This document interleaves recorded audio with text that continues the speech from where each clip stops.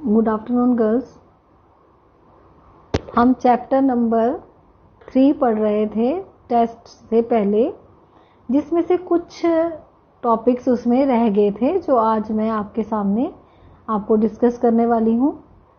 Chapter number 3 part 2 यानी geography का जो सेकंड पार्ट है उसका ये चैप्टर 3 है, जिसमें हम नदियों के विषय में पढ़ रहे थे। हिमालय नदियां और प्रायद्वीपीय नदियों के विषय में हमने पढ़ लिया था।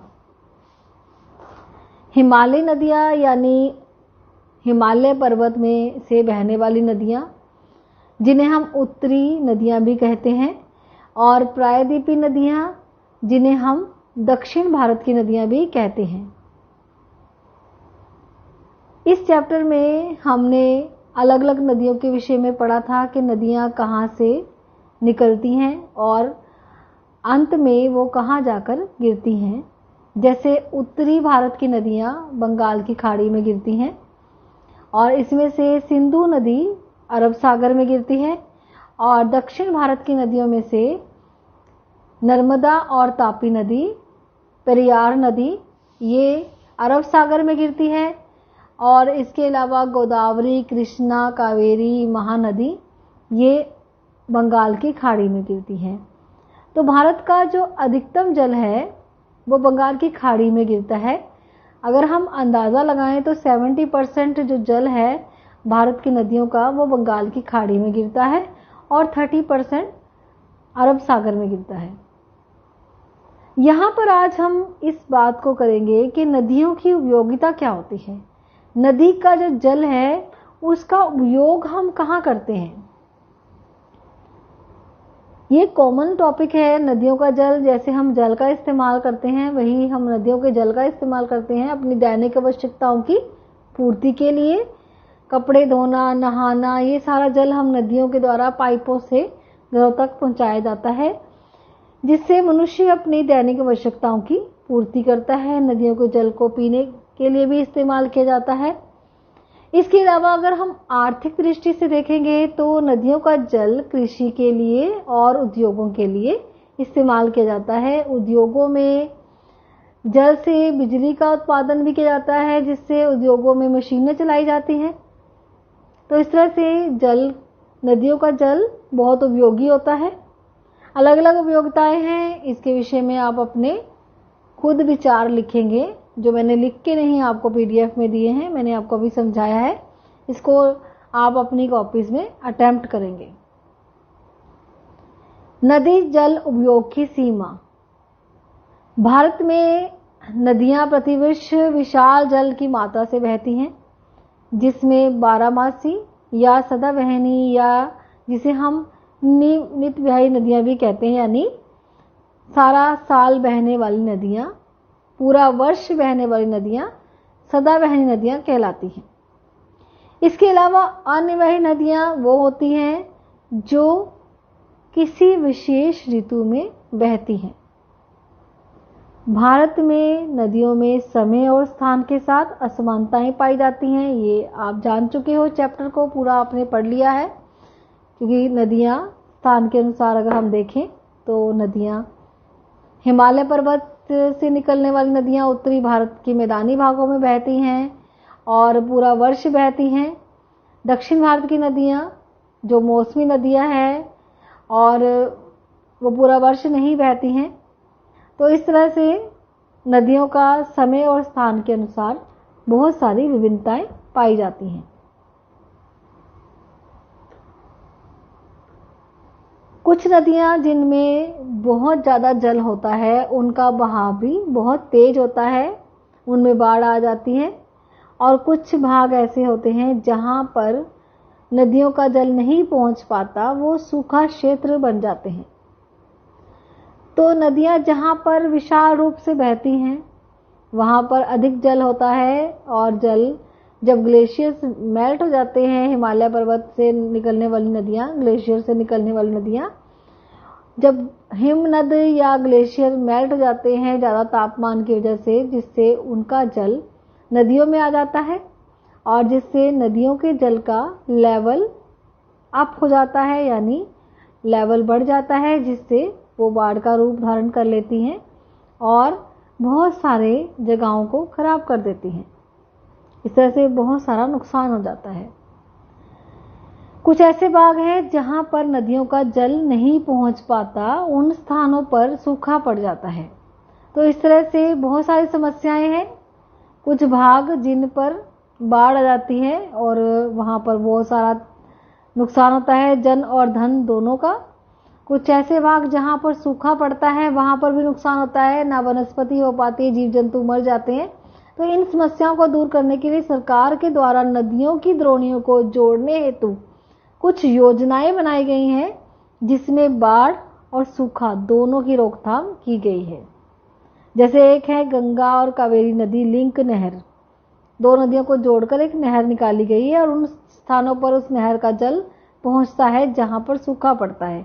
इसी तरह से सतलुज और व्यास नदी लिंक नहर है, इससे भी वहां पर जल पहुंचाया जाता है जहां पर सूखा पड़ता है। जैसे ये नदी जोड़कर राजस्थान में जाती है, जिसे इंदिरा गांधी नहर कहा जाता है, और इंदिरा गांधी नहर के द्वारा राजस्थान पर जहां पर सूखा पड़ता था वहां पर जल पहुंचाया गया और इससे वहां पर कृषि की जाती है।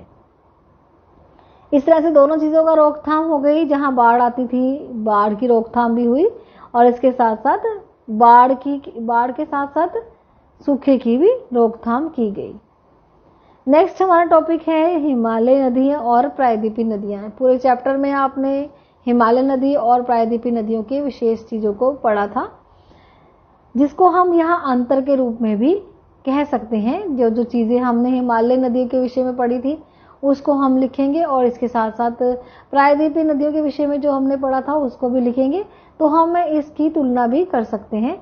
जैसे उद्गम स्थल की, प्रवाह प्रवृत्ति की और अप्रवाह के प्रकार, नदियों की प्रकृति, जल ग्रहण क्षेत्र, नदी की आयु, इस तरह से हम इन सब चीजों को यहाँ पर तुलना में कर सकते हैं।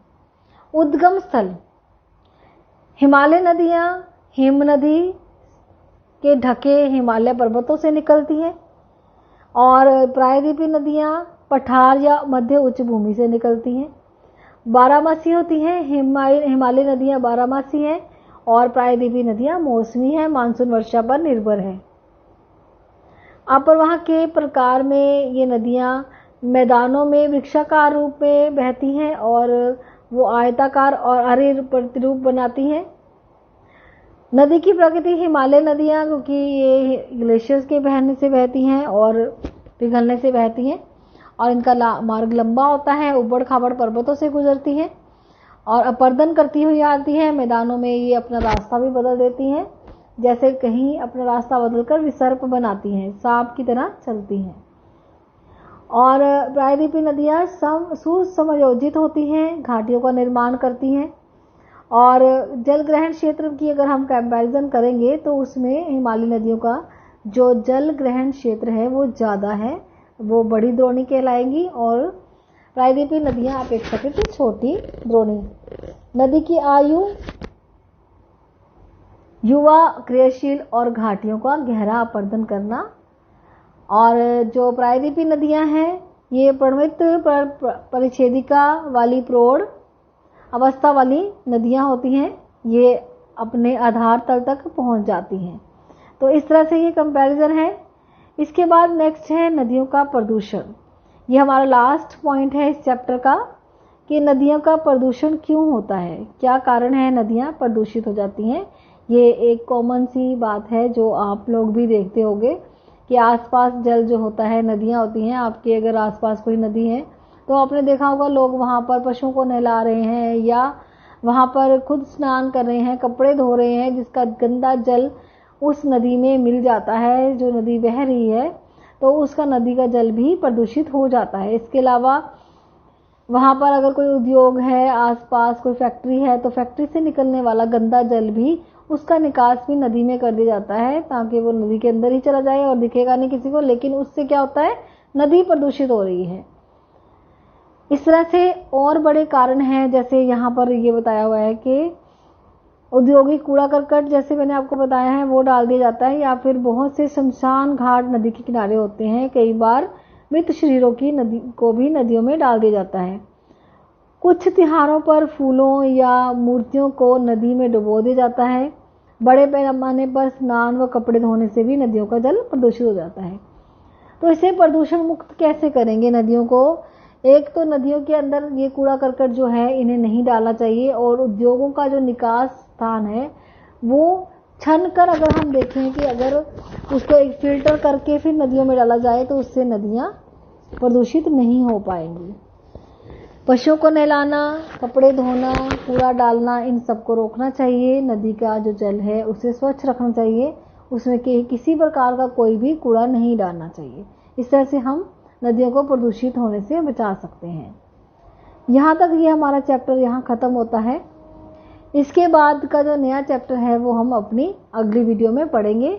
इस चैप्टर के बेस्ड क्वेश्चंस भी मैं आपको सेंड करूँगी और आप अपनी कॉपीज़ में उन क्वेश्चंस को करेंगे। Thank you.